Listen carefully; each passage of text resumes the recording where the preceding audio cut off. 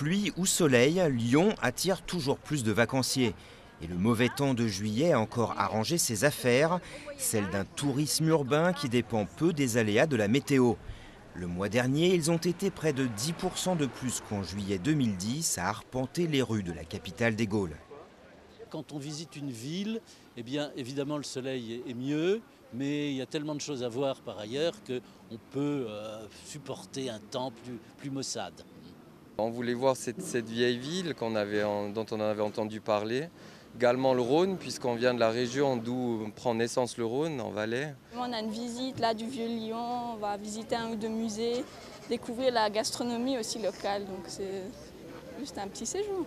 Lyon, plus seulement une ville carrefour où l'on ne fait que passer, mais bien une ex-capitale où l'on vient pour s'arrêter ou se perdre.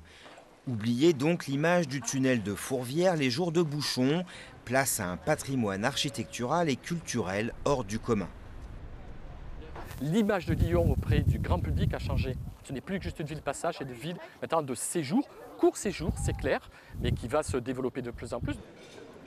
Et l'autre nouveauté, c'est le nombre croissant de touristes étrangers, néerlandais, belges, espagnols, qui ne jurent pas que par Paris, mais aussi de plus en plus de Canadiens et d'Américains attirés par un centre-ville classé depuis une dizaine d'années au patrimoine mondial de l'humanité.